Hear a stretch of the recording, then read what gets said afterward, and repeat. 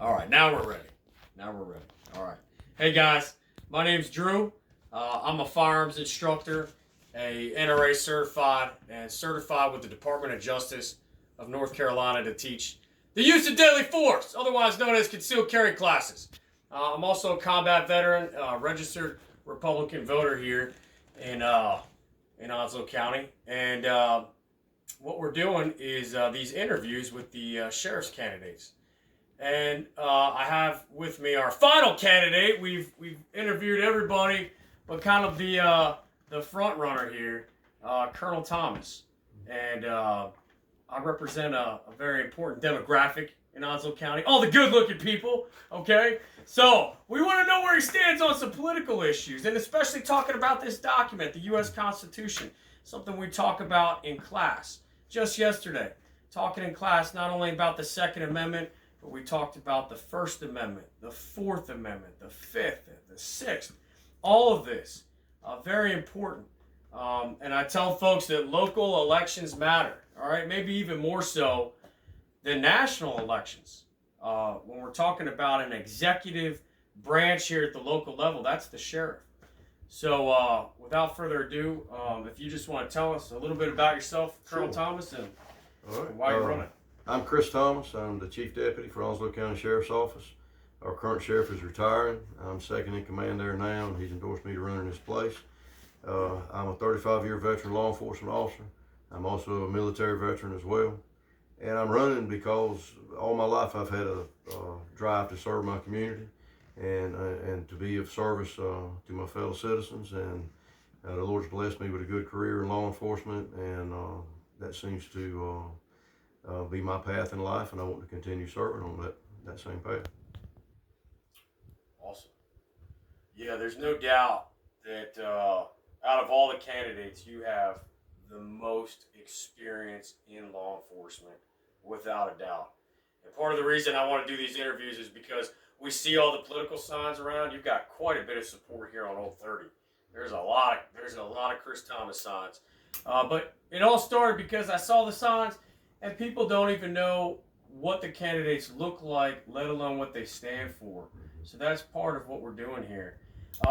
First thing I want to talk about is that I think I can make a strong case that in this county, it's perhaps the most well-armed county in the country.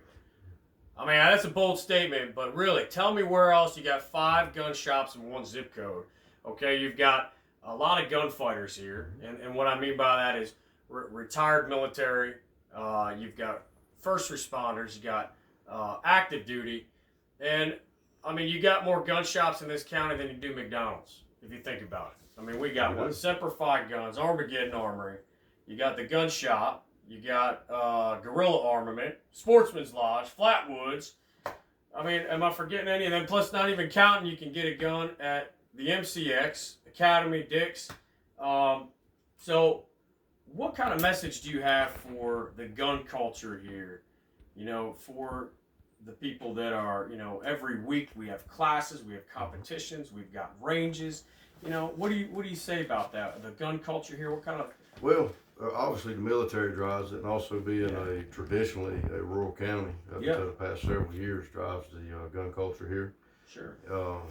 I just ask folks to be safe with them and make sure they're trained with them.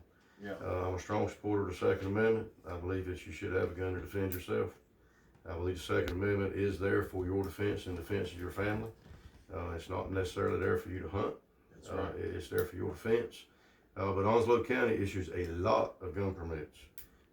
We probably closed in close to 7,000 concealed carries last year. Wow. Issued in this county, and that's a county of roughly 204,000 people. I recommend people get a concealed carry because, quite frankly, once you have the permit, it is easier on them, and it's easier on the sheriff's office and the people who sell the firearms because they don't have to go back and get additional purchase permits. The concealed carry itself stands for that. Absolutely. Yeah. I would say that's one of the big concerns that people have had that take my classes is that they'll take a class, they have a great time, and then they text me or call me and say, man, a lot. First I had to pay you, Now I got to pay the sheriff's office nearly $100. Now I got to wait. You know, some of these people during the pandemic had to wait nearly 7 months. It was a long time. So, what do you say to those folks? What do you plan on doing as sheriff to expedite that process? You know, for folks. Well, we have Expedite. Yeah. There for a while, and it really started when the federal election occurred. Right. When they had to change from President Trump to our current president. Right. A lot of folks, for lack of a better term, became very concerned about their gun rights, and a lot of folks went out and started buying firearms so they could have them because they were scared later on they wouldn't be able to get them. Right. And in that same breath, they were also getting concealed carries. And there for a while, we were very much overwhelmed. At the time, we had 2 full-time and 1 part-time person working in our permit section that issues the concealed carries, and we had another individual that was issuing purchase permits. And we got, like you say, months behind. Yeah. However, we took steps to correct that. We hired another full-time position, removed another full-time position in there, which is all civilian positions, to help whittle that down. We changed the schedule around and did the fingerprinting part. That was sometimes the more time-consuming on our part. Yeah. Was getting folks in to do the fingerprints. So we extended that period after 5 o'clock because people work for a living. And we wanted to make sure that they could get in at their earliest convenience so we could knock that out. And we have knocked that down greatly. And the wait now can be 45 days to 2 months generally. Right. And we try to keep a close eye on it. My concern is when all the renewals come in the future, we're going to have another tremendous wave. But we know when that's going to come. So we can plan to address that when it gets here.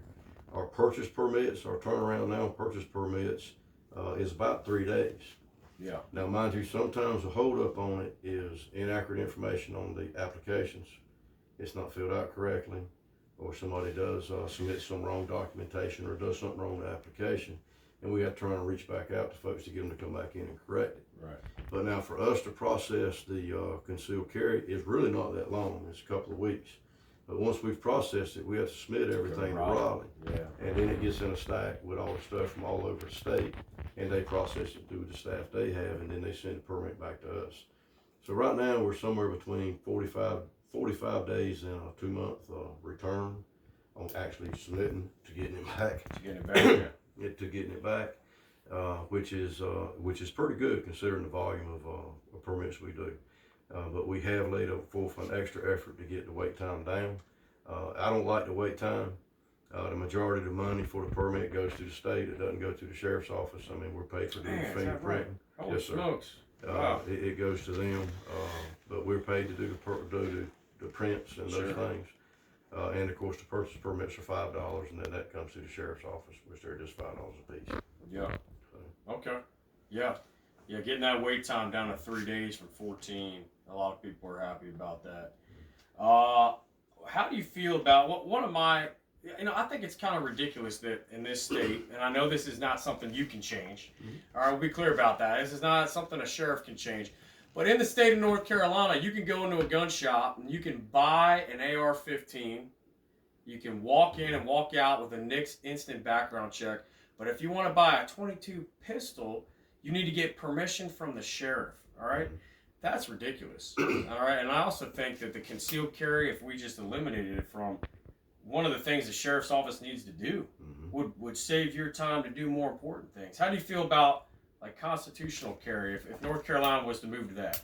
I really like constitutional carry. Yeah. The only issue I have with that I wish we could do it, quite frankly, because it is a large burden on the law enforcement and the sheriff's office to do the permits. But constitutional carry is exactly what it says, because of the Second Amendment, anybody can have a gun. I think all gun owners can agree that there are people who shouldn't have a gun. There's folks that have mental problems, suicidal tendencies, that have homicidal tendencies, that have been committed, that have had mental health treatment. And there's no way for the federal firearms licensed dealers to check mental health records. The only people who can do that is law enforcement, and that's with a permission from the person applying for the permit. That's my only problem with the constitutional carry. I would really like if the sheriff's office could get out of the business of issuing permits, but those folks who do suffer from mental health and substance abuse issues should not should not have a gun under a lot of circumstances. Yeah. And that is my only concern about it, because I mean, you know as well as I do, someone can do something wrong with a gun, and that's all you hear on the media. Yeah. But somebody can do something right with a gun, and you never hear a whisper out of it. Absolutely. So. Yeah. Yeah. I can think of a few people who shouldn't have a gun. Yeah. All right. Hey, why don't we take a break real quick? Good. Okay. All right. So, I would also want to ask you about the constitutional role of the sheriff. You know, this document's full of checks and balances, right? Good. All the way down to what I believe the final check and balance is the rifle in your house. That's the purpose of the Second Amendment. But one of the checks and balances prior to that is the sheriff, and that is so important. You know, people are scared. You know, you look at there's some nut jobs in the federal government right now. You know, you got, and this county went 62% to Donald Trump. It's a very conservative. It's a red county. But you know, even in the governor's mansion in North Carolina, you know, there's people that are a little bit wary of the politics at those levels, and they're looking at a local level for a sheriff to stand up for the people. What's your view on the constitutional role of the sheriff's office, in your opinion? What do you think? In my opinion, he's there, one, to enforce the laws and uphold the Constitution. The oath of the sheriff and law enforcement officer says exactly that: uphold the laws and the Constitution of the state of North Carolina and the Constitution of the United States. And that's what their role is. And that's to be held against things that maybe the government or politicians try to do that are unconstitutional or have not been vetted by our courts to be proven that they are constitutional. And I think the sheriff should stand there for that. He should not only stand with you, he should stand in front of you and try to prevent those violations. I will say, during the pandemic, Onslow County Sheriff's Office, under our current sheriff, which I agree with, we didn't charge anybody with any violations of those mandates. Right. We didn't force our staff to get vaccinations. It's their choice. It's between them and their family. The vaccine had emergency approval, but it was not approved. You know, nobody really knows what it may or at some point do to you. Right. But that's a decision the individual has to make, and I leave that up to them. Sure. You know, I made my own personal decision on it, so did my family, and I assume everybody else did as well. But the sheriff should stand there with you. Right. It's like none of your business kind of thing, right? You know, if you want to get a vaccine or not. I appreciate your viewpoint on that. Yeah, I mean, there's a lot of talk at federal gun laws as far as 80% lowers and pistol braces. And to be honest with you, I'm not so educated on those two particular things, but it's one of those things that people have asked me to ask you about, okay? The ATF arbitrarily makes law, you know, and they're not elected officials, they're appointed. All right, so if they were to say something, you know, here or there is all of a sudden illegal, you've got all these people that own something that makes them a felon. Is that something that you would enforce in this county? It would have to be a constitutional valid law. Yeah. But I'm here to serve the citizens of Onslow County. Yeah. I don't work for the ATF. So yeah, absolutely. If it's something unconstitutional, no. Yeah. And so you differ at all on your politics versus Hans Miller? He's done a great job. Yeah. No, I think we're pretty close in line. We're both very conservative. We both believe in the Constitution. I mean, we have voiced it, been very vocal about it. Yeah. So I don't know that we're different anyway in our political views. I mean, sometimes, you know, he may support one conservative candidate, I may support a different candidate in some other type of race, but we're aligned pretty closely. Okay, that's awesome. All right. So, I mean, just a few more questions here. I try to stay in my lane a little bit. Like I said, I'm a firearms instructor, and my politics, I mean, you may not agree with my politics all the way. I would say I'm just to the right of Genghis Khan when it comes to being how conservative I am. All right, I'm pretty right wing. All right, but you know, you voiced your opinion on vaccines and masks. How do you feel about masks? I don't think I asked that. Go ahead. I think it's a personal choice whether the individual wants to wear a mask or not. I would honor I would respect your wishes if I were to come into your house or anybody's house and they would want me to wear a mask if they make them feel safe, Sure. I'd respect their opinion on it. There's so much information out there about masks. Yeah. So many different opinions, but I would respect the individual's rights on whether they want to or not. And if I'm on their property, I have a right to do as they ask or leave. So I would wear one if you requested me to, if I had to do business here. But personally, I don't know that they're very effective. Right. Okay. So this is, like I said, this county went 62% for Donald Trump. What kind of Republican are you? Are you a Donald Trump fan, a Donald Trump supporter? Yeah, I supported Donald Trump when he ran. Wait and see what happens next time. Yeah. So, yes. Okay. This is a question that I ask every candidate, and it is absolutely an issue that probably won't be something a sheriff has to deal with at all. But I'm just curious. I'm just curious about this and want to know your stance if you are pro-life, pro-choice on the abortion issue. I'm personally pro-life. Okay, right on. That's awesome. That's awesome. We've had other candidates kind of dance around with that, and that's a straightforward. I got this. So that's a short answer for me. Yeah, that's a straight answer. All right, I appreciate that. So what's your favorite gun? Favorite handgun? You said you're a gun guy. You're a hunter. You know, before we started filming, we were just talking about his country roots. What kind of background he has. I don't know if you want to talk about that real quick. You know, he comes from kind of an agricultural background, which I appreciate. My wife and I are we're Yankees, but, you know, we like the people down here. They're really awesome people. The tobacco growing, you know, dog running people of Onslow County. We like the locals. So tell us about your background in agriculture. Since I was big enough to try to help, I worked with the local farmers around where I grew up. Worked from the time I was big enough to work until I joined the Army. Worked in tobacco every summer, earned my own money, try to help buy my own school clothes kind of thing. Yeah. I always like to earn my way, still that way. I feel like if you work hard enough for it, you can get it. So that's kind of my background with that. I grew up hunting and fishing, dirt bikes, dragging around in the woods. I got my first gun as a Christmas present when I believe I was 12 years old. It was actually my gun. It was a .243 bolt action rifle for deer hunting. I killed my first deer with it. My dad always had guns. We had horses growing up. I just grew up in the country. It was a good way to grow up. I grew up 7 miles from the nearest red light. Oh man, that's pretty rural. You know, that's pretty rural right there. That's a great way to grow up, though. Yeah. It is a great way to grow up. I mean, when I grew up, people didn't lock their houses. They left their keys in their cars.